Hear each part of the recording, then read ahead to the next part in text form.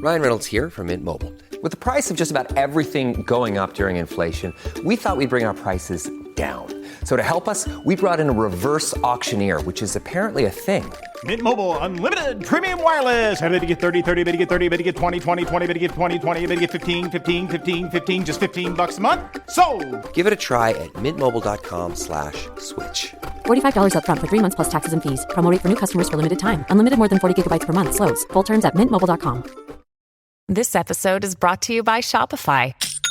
Forget the frustration of picking commerce platforms when you switch your business to Shopify, the global commerce platform that supercharges your selling wherever you sell. With Shopify, you'll harness the same intuitive features, trusted apps, and powerful analytics used by the world's leading brands. Sign up today for your $1 per month trial period at shopify.com/tech, all lowercase. That's shopify.com/tech. Hey guys, welcome to this week's podcast episode, and I've got a fantastic guest for you today, Eric Rosen. He's got a fantastic story from corporate to intuition and to helping others, and he's got a fantastic story, and I'm happy to welcome Eric to the show. Welcome, Eric. Thanks so much for having me. Super excited to be here today.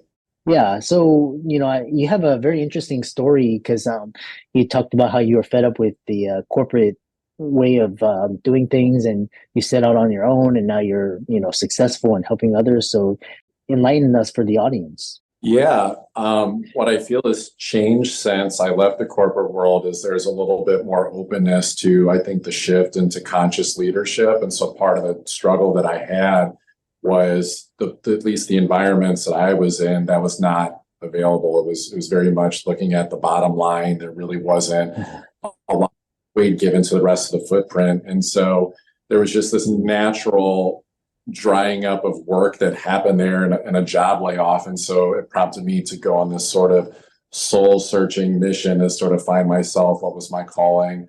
Was definitely wanted to be of service.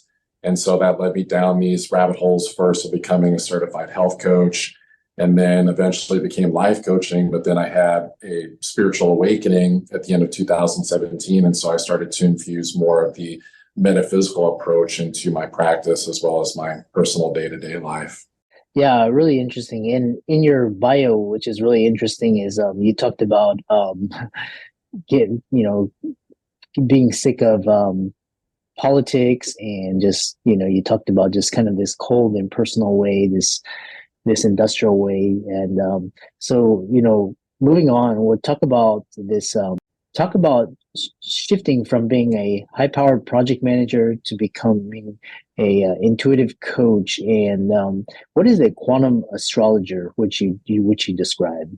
Yeah, thank you for asking. So a couple things. One is the quantum astrology piece is there are a lot of great astrologers out there that have kind of come out in the world. Astrology has become more of a popular tool for generating things like self-awareness. It's actually something that you find that's kind of hidden in the DISC assessment, that personality assessment.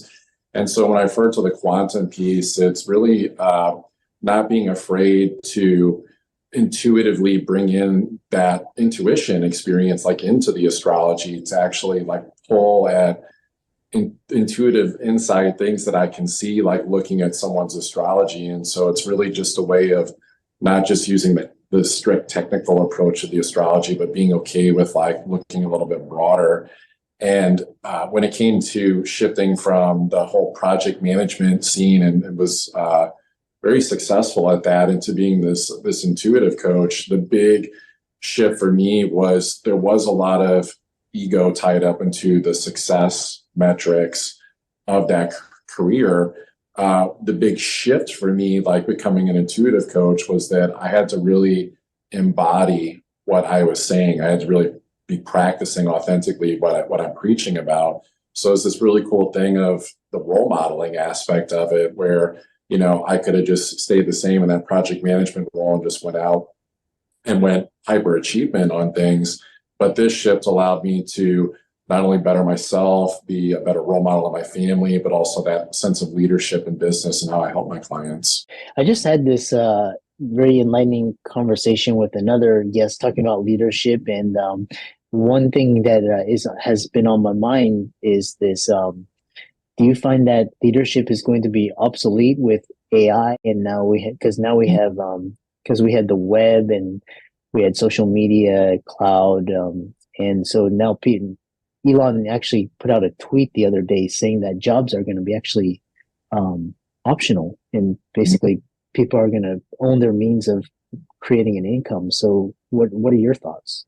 Yeah, what I find really interesting about that, there's a couple of ways I can go with it.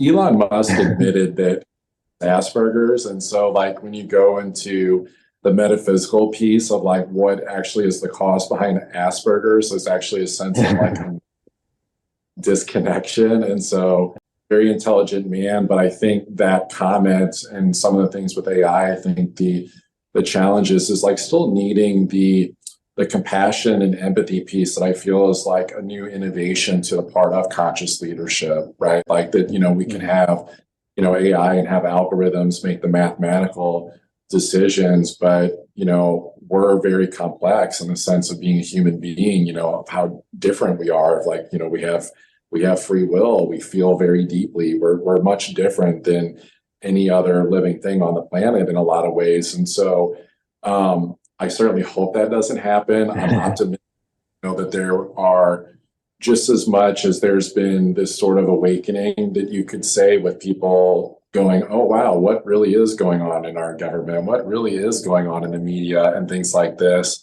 I think there's also an awakening of the soul, the personal level of craving more love, more connection, that like those things can actually be brought into the proverbial boardroom, that it doesn't have to be something that is like suppressed and then it's just business only. Because if we're putting on that sort of suit of armor and going to the battlefield at work, who's maybe having trouble when they go home to their families at the end of the day, actually taking that suit off and actually being able to drop into empathy and compassion. And so that conscious leadership piece looks at like the human, element of it, and it challenges this idea that feelings are impractical or fleeting, but they connect to our intuition. They connect to a greater sense of knowing, and that, part of the brain that just somehow is able to pull information that it didn't have a rational understanding of prior, that just like gut instinct. Emotions are very connected to that.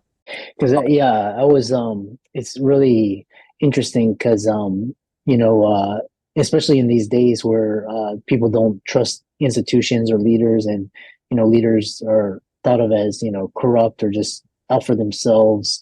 And then I was talking with another good buddy of mine. He's also a business owner, and he was talking about like just kind of a lack of talent, poor quality, where the good ones just leave.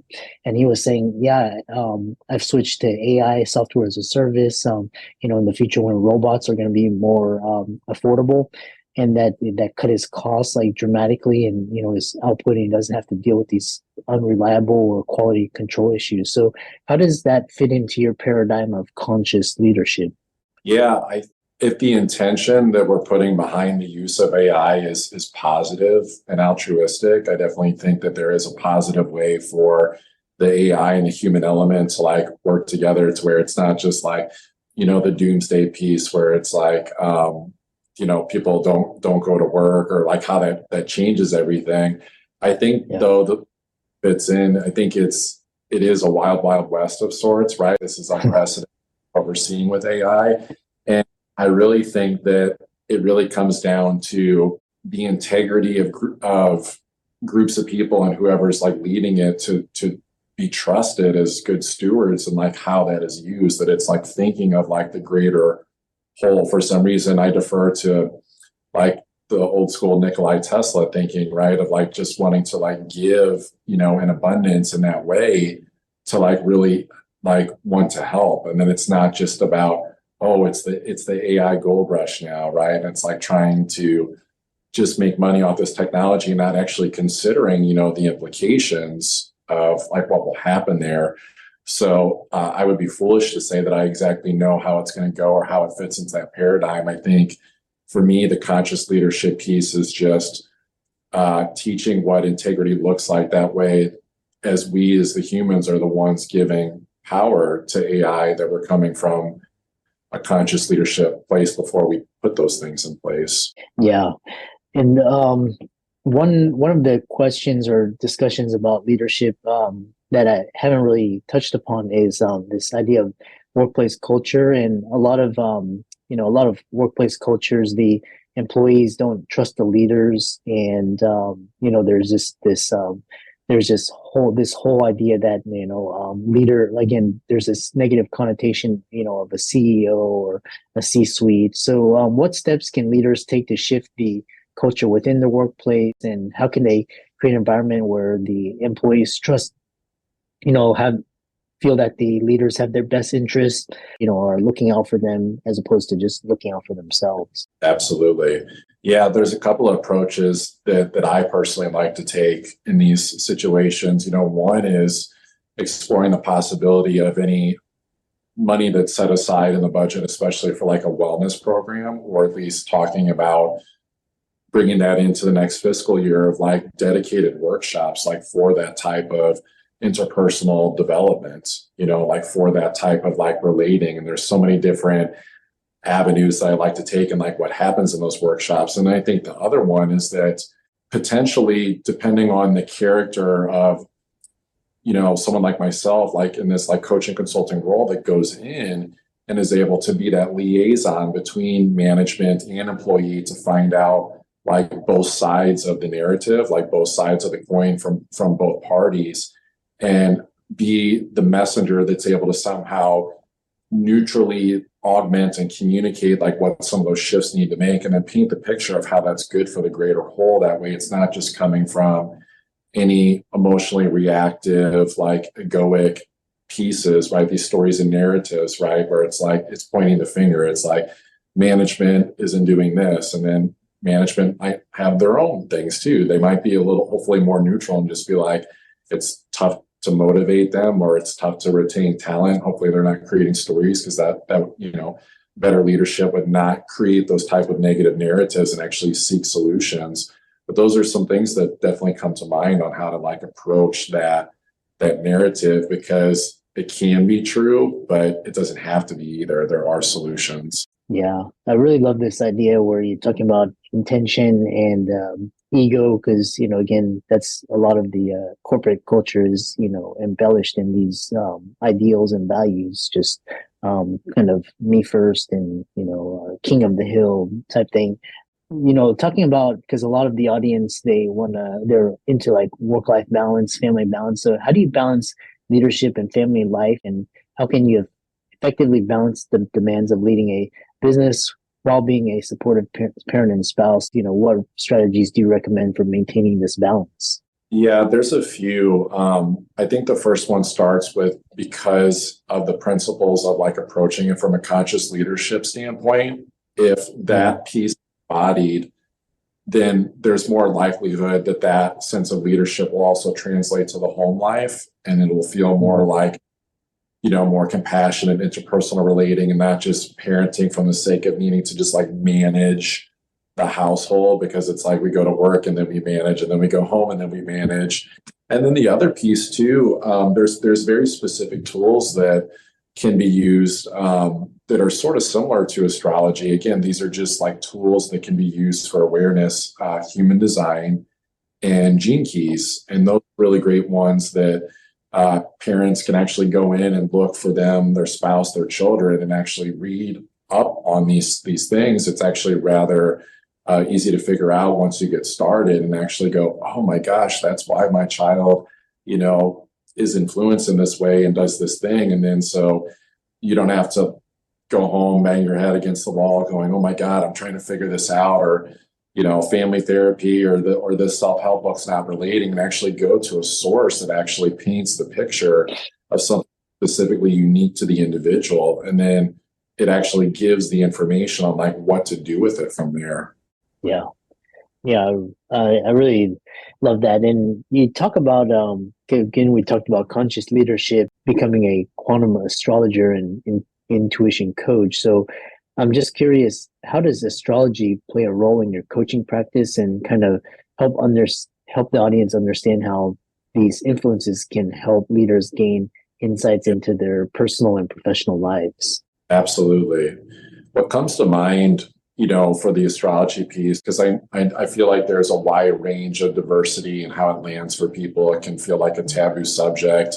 The science community has accepted that the moon affects the high and low tides of the ocean, and our bodies are made up of what's like 50 to 80% water. And so you ask any ER nurse on a full moon, which in the astrology world deals with our emotions, like, hey, what happens on a full moon? Or walk into a Denny's and ask the hostess and the servers what happens on a full moon, and they'll tell you there's a different thing that happens in human behavior. So it's like getting past like that first like gateway of accepting, okay, that the astrology piece, that the cosmos, the sun, the moon, the planets, it's not like compelling us to act a certain way. That would be, a bypass, like someone being like, oh, I act like this because I'm this sign, but looking at it as an influence, as an influence, as like a jumping off point of like, okay, this is where we're at. Where do we go from here? So for me, it's like pulling up someone's astrology,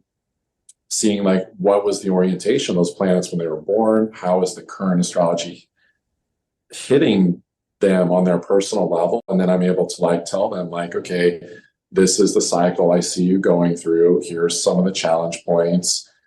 Here's tools and ways to navigate it. And it's really interesting because I can go into a coaching session with someone and use astrology, and I know nothing about them, and I'm able to like pull up this information and then just basically talk about in very good detail what's going on in their life. And so they walk away with basically a feeling of greater clarity that I've given them somewhere between a roadmap and a compass of how to navigate things. And so then after that, they can choose to figure that out, or we can, do more coaching sessions in order to work past any of those challenges that come up along the way for whatever successful endeavor they're searching for. How can people contact you and find you, follow you, reach out to you, check out your works, etc.? Yeah, so the best place to reach me is through my website. It's got all my contact info, all my social media links. So it's Astrology by Eric Rosen, Astrology by BY, and then ERICR.com. That's the best place to find all my stuff. Yeah. And for all the audience, let's thank Eric for coming on and, talking about this interesting correlation about leadership and coaching. And be sure to check out his socials, give him a like and follow. And with that, thanks so much for coming on. Yeah, thank you so much for having me.